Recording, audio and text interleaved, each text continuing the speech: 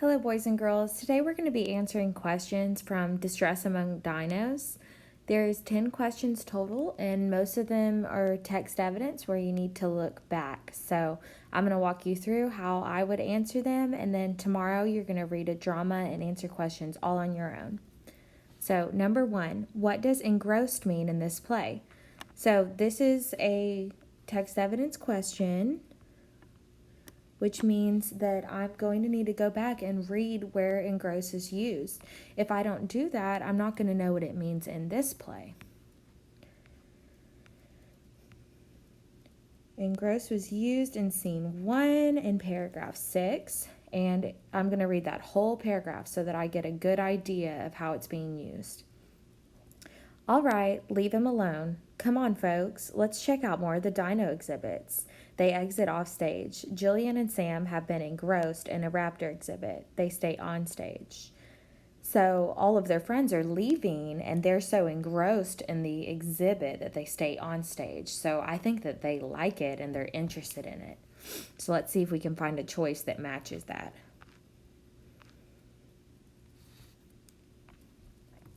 Walking by. No, we said that meant they were staying. Totally interested. That sounded like it would fit there, but we're going to need to go plug it back in and make sure. Lost. No, they're not lost yet. Forgot about? No, they didn't forget about it because they're still looking at it. So I'm going to go back and plug in B just to make sure it's the right answer before I choose it. Jillian and Sam have been totally interested in a raptor exhibit. They stay on stage. So that sounds like that makes sense.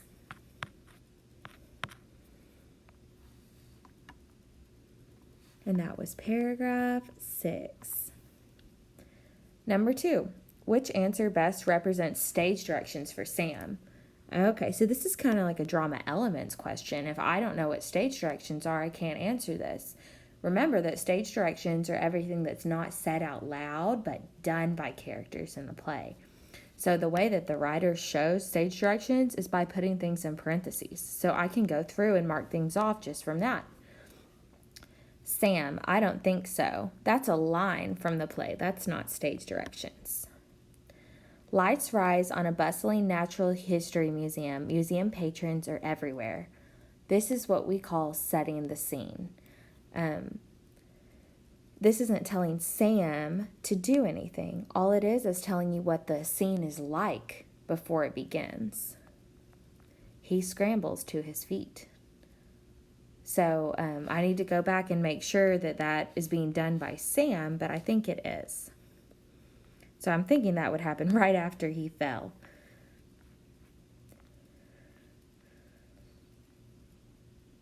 Okay, here it is, right here.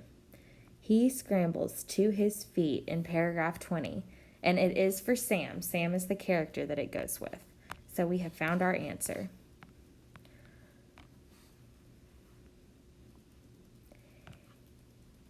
And this is a line for Jillian at the bottom, so that can't be it either.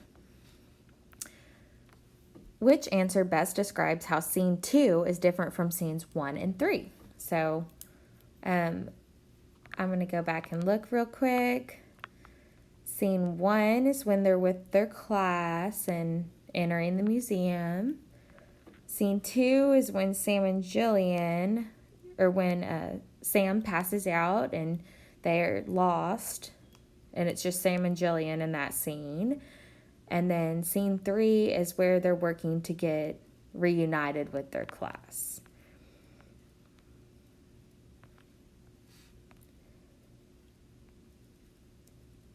Which answer best describes how scene 2 is different from scene 1 and 3? Only Sam and Jillian have speaking parts in scene 2. Let's go check.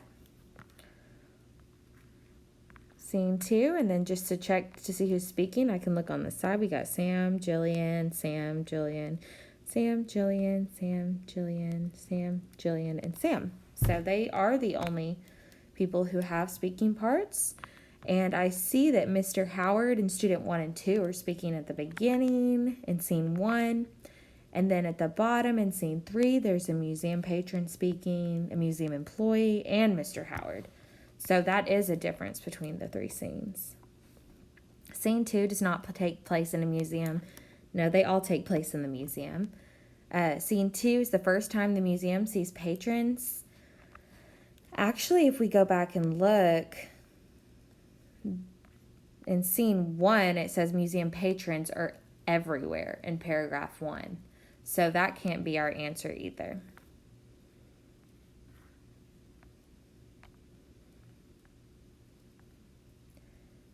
The setting in scene 2 is darker than the others? No.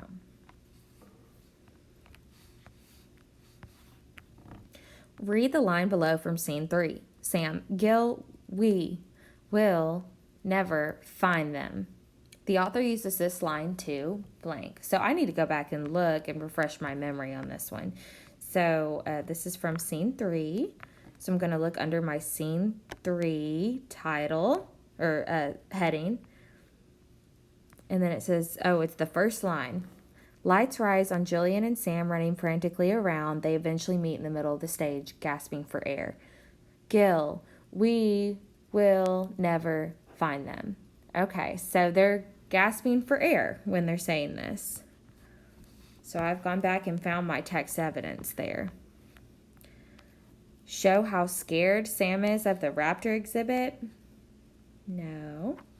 Show that Sam's about to faint again. No. Show that Sam is distracted by the many exhibits at the museum. No. Emphasize that Sam is trying to catch his breath after running around. Yes, that is what's right before that line in the play. Number 5, which words from the play best help the reader understand bustling? So I need to go look up bustling in my play. Okay, it's in paragraph 1. Lights rise on a bustling natural history museum. Museum patrons are everywhere. Mr. Howard leads his class on stage. They pause to look at the T-Rex skeleton. So bustling, and then it says people are everywhere. So I'm thinking that bustling means busy. So let's see. I'm going to write the word busy in paragraph 1. So it's asking which words help us understand that it means busy. Pause to look. Patrons are everywhere. That sounds busy. Scream in terror. Leads his class. So showing that something's everywhere shows that a place is busy. So that's why I picked B on that one. Read the stage directions from paragraph 8. Sam frantically looks around the area. The author uses the stage directions to blank. So I need to go back and look before I answer this one, or else I'm just guessing. Paragraph 8. Sam. Raptors freak me out, Gil. Besides, there's a cool pterodactyl exhibit over there. Sam frantically looks around the area. So I'm assuming that he's frantically looking around because that's what you do when you're nervous or you're scared. So, because he's freaked out. Let's see if we can find one about him being freaked out. That was our text evidence. Showed that Sam is suddenly nervous about losing the others in the museum. See, if we would have stopped reading when we saw the word nervous, we might have thought that was our answer choice, but we have to read every word in the answer choice before we pick it. And they're not nervous about losing friends at this point. Show that Sam is excited to see the raptor exhibit. I don't think that you frantically look around when you're excited. I think you frantically look around when you're scared. Describe how scared Sam is of the raptor exhibit. Show that Sam has questions about the exhibits. No. Number 7, Jillian is confused in paragraph 33 because, so I obviously have to look back on this one. On to plan C. Follow me. He pulls a confused Jillian along as he runs up to a museum employee. Hi, pardon me. Can you make an announcement and call Mr. Howard here, please? He's our teacher and we lost him. So I'm thinking he's confused because he doesn't know what the plan is. if he knew what he was going to do, he wouldn't be as confused.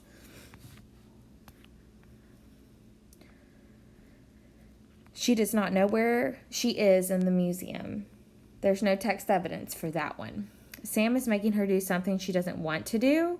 Confused isn't a good word for that.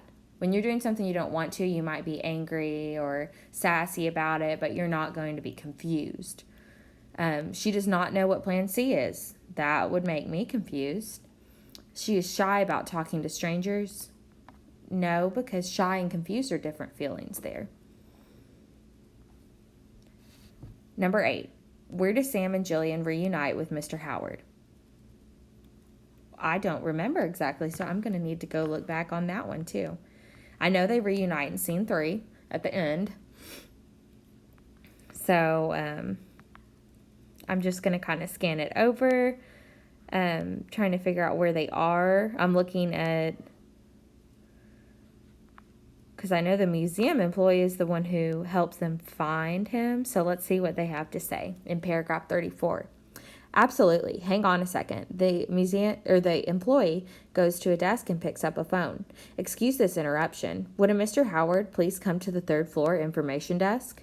Mr. Howard to the 3rd floor information desk. So where are they? The 3rd floor information desk. This is one of those questions that if you had missed it, it would have just been because you didn't go back and look. Because that's a really straight up text evidence. And I don't really even need to look at the other ones because I know for sure that that one's right. What does eventually mean in this play? So I got to go back and look so I know what it means in this play. They eventually meet in the middle of the stage, gasping for air. I'm going to read the sentence before just to make sure that I have a good understanding of it. Lights rise on Gillian and Sam running frantically around. They eventually meet in the middle of the stage, gasping for air. They, in a hurry, meet in the middle of the stage, gasping for air. I don't know. Let's go back to that one. They, by surprise. No, I don't think so. With relief. In the end. Yes, when something eventually happens, it happens at the very end. So they're running around for a long time just trying to find their class, and then in the end, they end up in the same spot in the middle of the stage. Okay, number 10, last one. Why does Sam nudge Gillian in paragraph 41? Paragraph 41 is in scene 3. And to know why he's nudging them, I'm going to have to read paragraph 40, or else I'm just guessing because I know that he was embarrassed, but I don't really know why. Mr. Howard, well, it sounds like you both did a great job of the problem solving. Just next time, pay better attention. This should be an important reminder for all of you. Keep up with the group. If for some reason you get separated, ask for help from an adult who's an employee, police officer, or security guard. Adults like that. Going up to random people isn't always wise, unfortunately. Sam nudges Jillian, who then proceeds to flush, which means flushing means that your face gets red and you look embarrassed. So I think he's nudging him because Gillian went up to a stranger and asked earlier. So I think he's kind of like, man, you shouldn't have done that. So let's see if we have an answer choice like that. Sam thinks Gillian is making fun of Mr. Howard. No, there is no text evidence for that. Gillian's idea was to approach a random stranger for help. Yes, it was. He wants Gillian to pay attention. There's no text evidence to show that he wasn't already listening, so I wouldn't pick that one. He's mad at Gillian for getting lost. No, you usually don't nudge someone when you're mad at them. You would have like a mean look or something like that, but you wouldn't just kind of nudge them on the arm. So I think that G is our best choice for that one. Okay, guys, I'm going to let you hop off and go on and answer your questions. I hope you're having a good day today, and I can't wait to see your dramas that you're going to do tomorrow. I'm very excited to see them. Okay, bye-bye, guys. Have a good day.